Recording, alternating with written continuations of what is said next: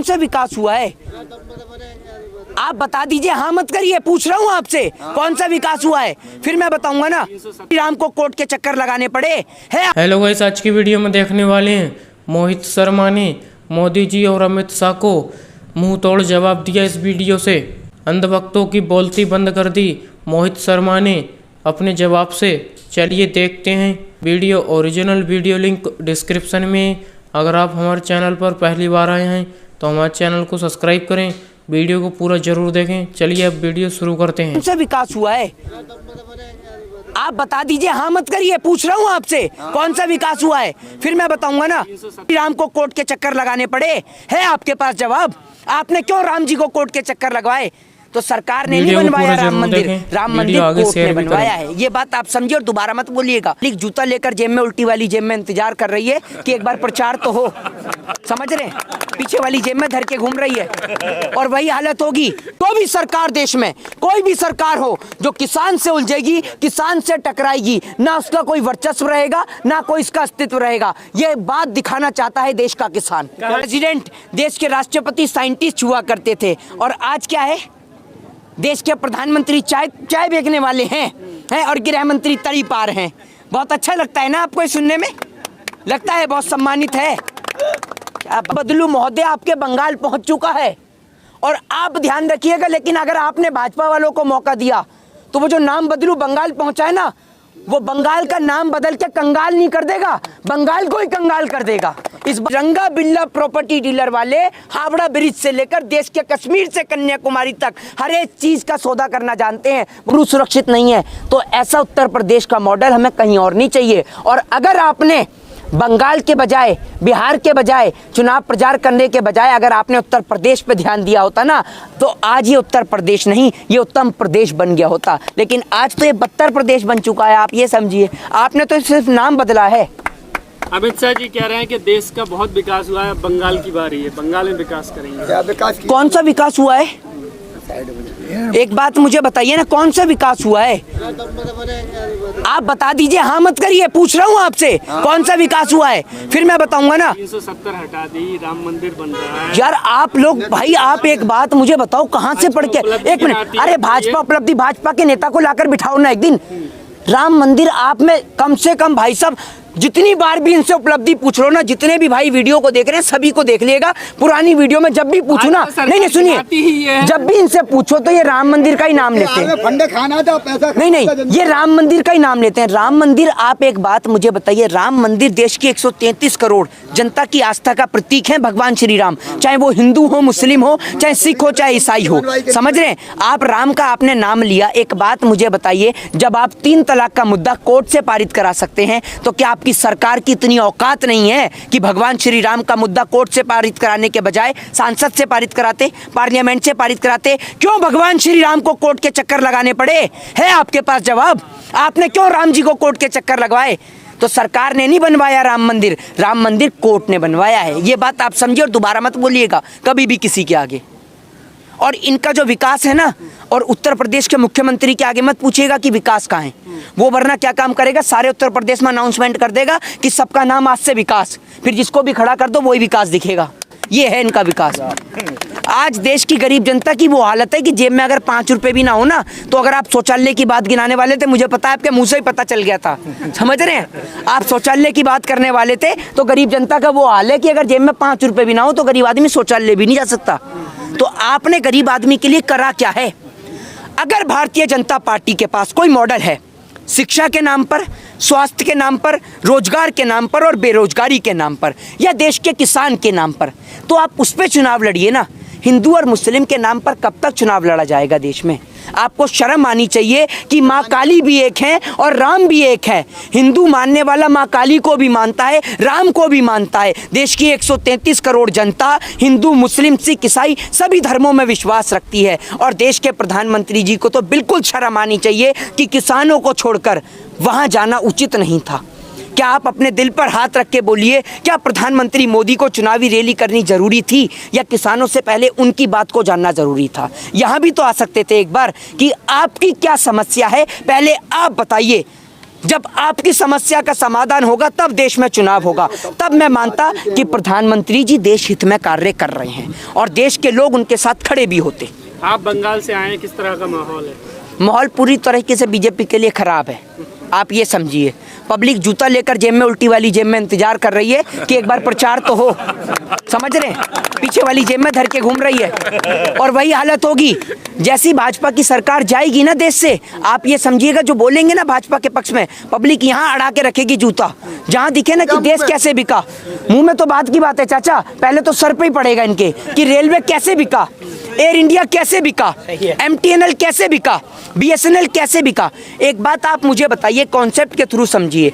आपने मुझे 10 रुपये उधार दिए, अगर मैं आपके 10 रुपये लेके भाग गया तो आप मेरे घर पहुंच जाएंगे, मेरे घर पे जाएंगे, मेरे घर वालों से कहेंगे कि आपका लड़का मेरे 10 रुपये लेके आया, तो आप मेरे घर पे जाके अपने 10 रुपये ले आएंगे। लेकिन देश को चलाने वाले जो अब लोग हैं, इनके तो ना कोई आगे है ना पीछे है। तो भैया बेच दी रेल, बेच दिया एयरपोर्ट, बेच दिया BSNL। तो कल को जब देश बिकेगा, तो जब देश बिकने के बाद आप किसका गलेबान जाके पकड़ेंगे कि अगर रेलवे बिकी तो क्यों बिकी, एयर इंडिया बिकी तो क्यों बिकी, और जब रेलवे बिक गई तो रेल मंत्री को काय बात की तनख्वाह। जब देश में आप सभी चीजों को प्राइवेटाइजेशन कर रहे हैं तो मंत्रियों को तनख्वाह और वेतन भत्ता काय बात का। सरकार भी प्राइवेट कर दो ना, प्रधानमंत्री भी प्राइवेट चुन लेंगे। जब देख रेख ही करनी है तो 50,000 1 लाख रुपए सांसद को क्यों देंगे? 10,000 रुपए में चौकीदार रख के देखभाल करवाएंगे और अच्छी चौकीदारी करेगा। TMC में लंबे समय तक काम किया था मिथुन चक्रवर्ती ने, अब भाजपा में शामिल हुए हैं। मिथुन चक्रवर्ती तो कह ही रहे हैं, मैं पानी वाला सांप नहीं हूँ, मैं कोबरा हूँ, कोबरा। हाँ, समझ रहे हैं? अरे भैया आप कोबरा हैं तो मोदी जी को ढसेंगे, उनके भाजपा वाले को ढसेंगे, हमें ही ढसेंगे हैं, और आप हैं ही कोबरा। ये इतने ऐसे अभिनेता हैं जिनकी आवाज किसान के नाम पर ना, इनके मुंह में सत्ता का फेविकॉल अटक जाता है, गले से आवाज नहीं निकलती। किसानों के नाम पर तो अगर इनके आगे माइक लगा दो तो इनको ऐसा हो जाता है कि मेरे को खांसी है, गले में दर्द हो जाता है, इनके निकल जाते हैं ये। और आप ये देखिए राजनीति करने के लिए कैसे कोबरा आगे आ रहे हैं। अरे कोबरा जी आप भी तो समझिए, आप कोबरा नहीं, आप 2 मुंहे सांप हैं। समझ रहे हैं? जो देश को भी ढस रहे हैं और सत्ता की गुलामी कर कर जो केस और आरोप लग रहे हैं ना, उन्हों से भी बचना चाह रहे हैं। मैं तो कहता हूं कि देश के अंदर शारदा चिटफंड घोटाले का मुद्दा देश में दोबारा खुले और मुकुल राय जैसे आरोपी जो आज बीजेपी का दामन थामे बैठे हैं, कैसे खुलेआम आराम से बैठ के घूम रहे हैं। क्या मुकुल राय के ऊपर कानूनन कार्रवाई नहीं होनी चाहिए? बीजेपी कौन सा वॉशिंग पाउडर बना रही है? क्या पतंजलि का वॉशिंग पाउडर भी बनने लग गया कि पतंजलि के गौमूत्र में डुबा डुबा के निकाल रहे हैं इन्हें कि एकदम पवित्र हो रहे हैं?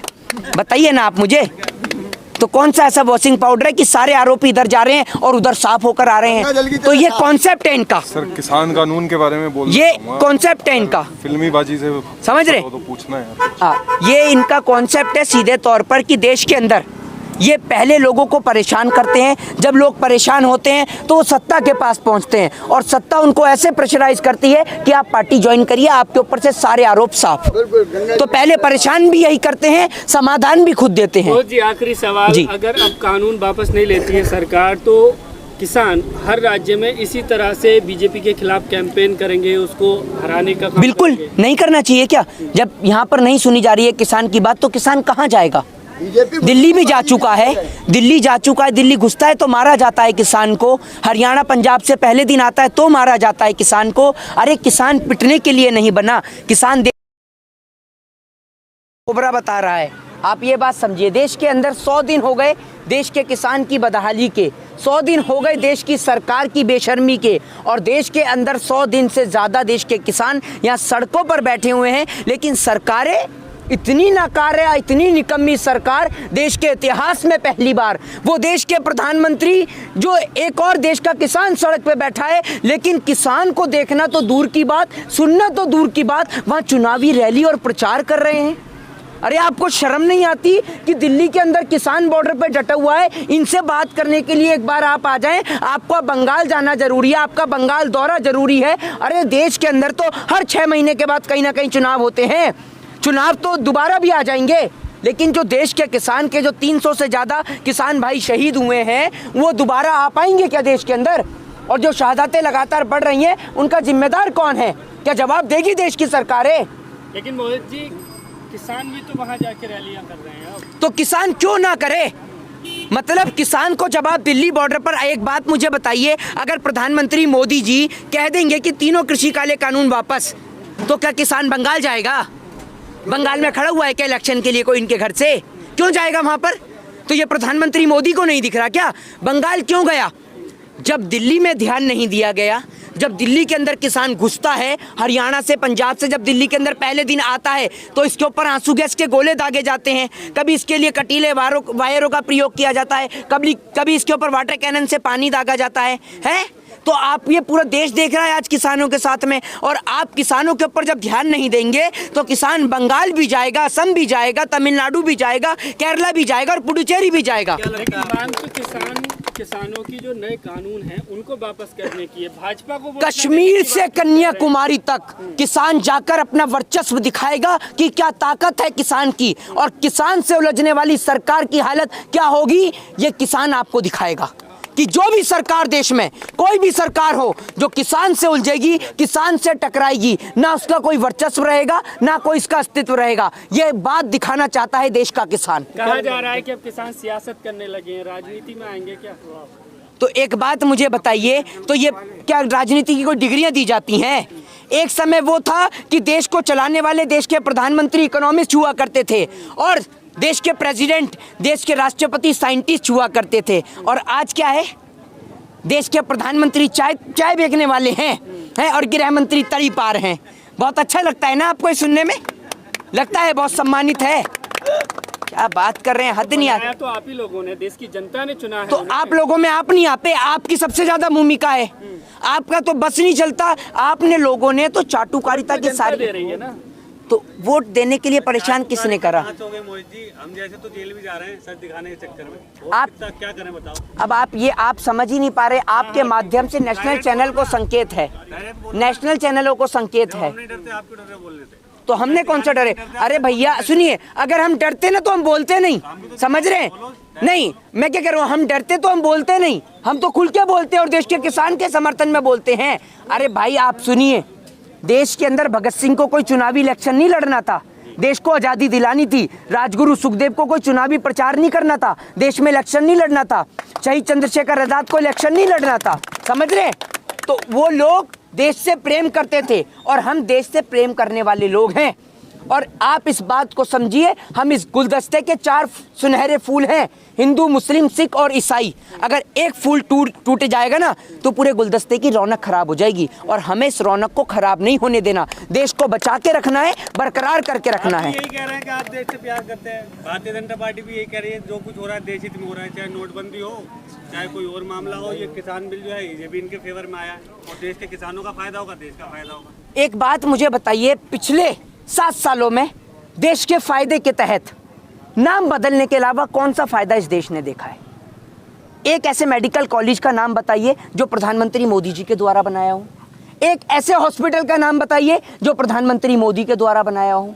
एक ऐसे नए एयरपोर्ट का नाम बताइए जो प्रधानमंत्री मोदी के द्वारा बनाया गया हो। एक ऐसे नए विश्वविद्यालय का नाम बताइए जो प्रधानमंत्री मोदी के द्वारा बनाया हो। बताइए ना आप मुझे, कैसे भारत को विश्वगुरु बनाएंगे? ऐसे बनाएंगे कि देश के किसान को सड़क पे लाके बिठा देंगे, या ऐसे बनाएंगे कि जिस देश के अंदर अगर आप लोन लेने जाते हैं गाड़ी के लिए तो आपको कम टैक्स पे करना पड़ता है, लेकिन शिक्षा के लिए लोन लेंगे तो आपको ज़्यादा पे करना पड़ता है। और सबसे बड़ी बात, अभी बंगाल से ही आए हैं, दोबारा बंगाल जा रहे हैं 16 को।